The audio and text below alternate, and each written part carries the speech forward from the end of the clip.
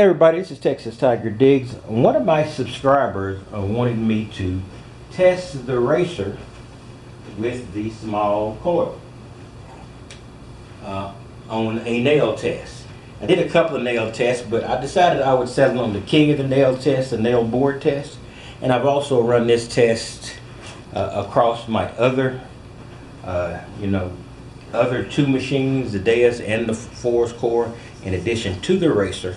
So it still has a grounds for some comparison and grounds to hopefully give an idea of how much this is going to improve, if it does any, the reactivity or the recovery of the racer.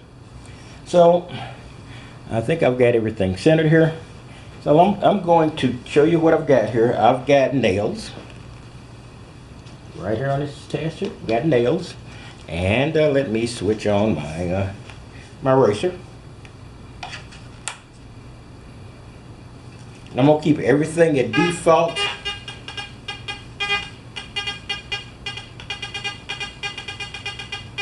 Okay, I'm going to do this two ways. First, I'm going to keep everything at default, and then I'm just going to lower the gain, just because this house is just filled with EMI. I'm going to drop the gain down to 40. It doesn't really matter how high the gain is here, because I'm not going to be away from these targets any degree. But the fact that I'm close to them is what makes the test work. So I'll drop the gain to 40. So it's the only thing I've changed. And maybe you'll see that before it flashes away. That's a 40 gain, and everything else is at default. So if I look at the defaults here, gain is 40, ID filter is 10, so it may just, let's see how it's going to work with these. Okay, the racer has an extraordinarily sensitive overload. Guys, this is amazing. I was overloading on shallow beaver tails.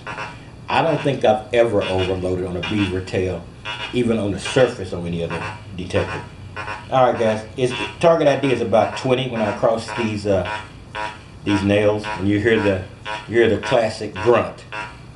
Alright, so what I'm going to do now is with my wheat penny here. I think this is the wheat side of that penny.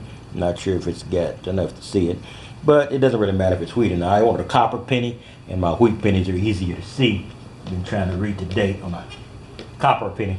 So here I got it. I've got it here. I'm going to position 1. I'm going with the racer small coil, and I'm going to drag it across, and let's see if we can hit that copper penny, in this case a wheatie, in this nail test.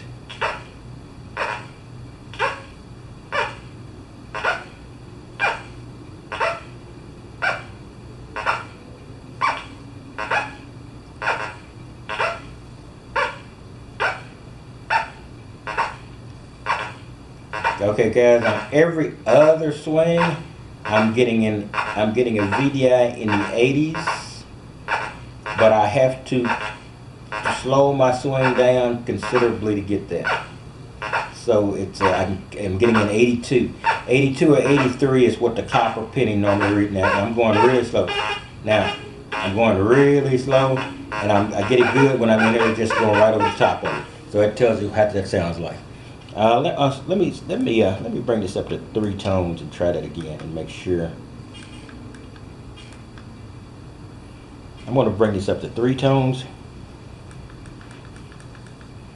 Some reason I forget to do that, and I always prefer 3 tones when I'm doing these tests. Hopefully I get more distance between the high signal and the low signal. So here we go again. I think this might make it clearer. Okay, there it is guys. You have to go that 3 tones to hear it. I am hearing. I don't hear it when I swing stupidly fast, but with a regular swing, a reasonable swing, I'm not getting VDI. Yep, there's an 82. I get VDI every once in a while, but I am hitting that penny.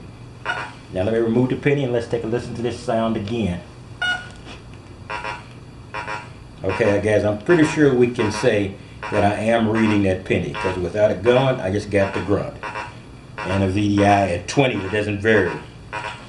Now here, if I put it back, even when I hear it every time, and the VDI is kind of all over the map, but I hear it each time. So it's verbally, you hear it better than you see it on the VDI.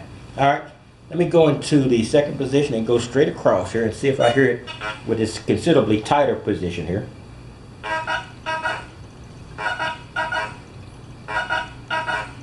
Okay, guys, I think I'm hearing that. Okay, I'm getting VDIs up in the, there's that I got to keep it high because it's, I'm telling you guys, I'm hitting beaver tails, shallow beaver tails, and overloading.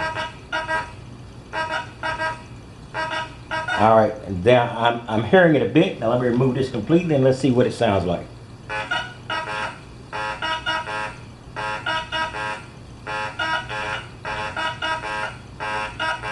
I'm hearing a little bit here, but I'm hearing something, I'm sort of reading something that's off to the side that you can't really see with the picture I've got here. All right, I'm going to put this back and we're going to do it again. There it is. There it is. So I'm getting it though not as clearly as the other position. Let me go into position 3, which should be just a clear shot across here. So, okay, I'm still hearing the grunt, but I'm hearing that high signal each time. Yeah, I'm sorry, I got to keep it high enough to take care of that sensitive overload. All right, let me remove that and we'll make sure what the sound is without that there. Nothing.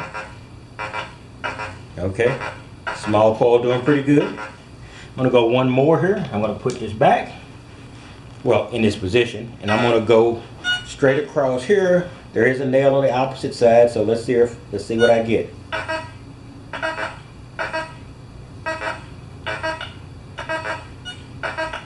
Now I can't show you guys this. Maybe I should have figured out a way, but I'm getting VDI changes here. Sorry, overloading it. Got to keep it high. I'm getting VDI changes here, but I'm not seeing any sound change. Let's see what that VDI change is. Okay, now I hear the change that I've moved it to some degree, but it's still not good from that direction. So guys, I'm getting a pretty good reading here. Going across here, I'm getting some variation. Going straight across where it's naked to the coil, I'm getting a lot.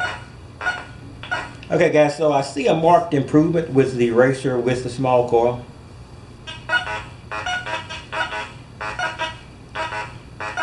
You hear that? I can clearly hear that sound going across even at the 4.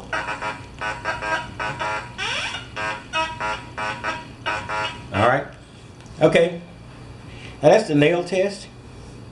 So the eraser is still showing itself to be good, and it's better of course with the small coil and with recovery time, because you're not over the iron targets as much as you would be with a large coil.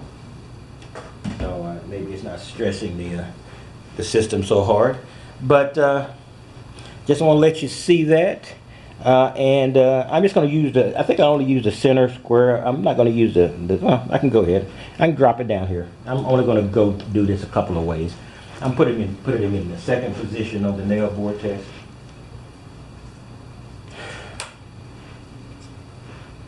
I probably should have done that before I switched the machine off. So I'm just going to, the only thing I'm going to do is lower the gain back to 40 and do this one more time. And I'm just going to do the second position just for grins here. Alright. Okay, here we go. It gets through. Okay, now it's set.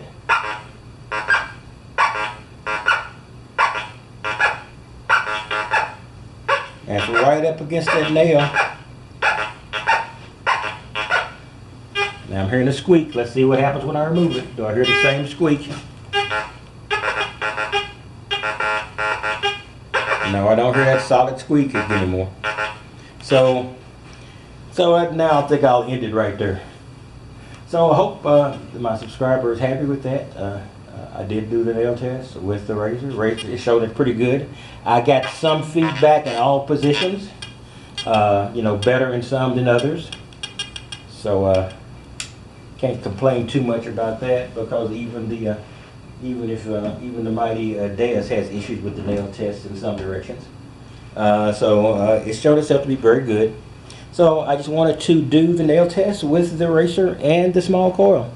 I don't know if I'll ever do that with the force core. I might at some point, because I do believe this coil should be compatible between the two. I'll have to check that out first, and then we'll make a decision on whether or not to do that, unless somebody specifically requests it, of course. In case I'll do it, I will do it immediately then, of course, well, as fast as I can.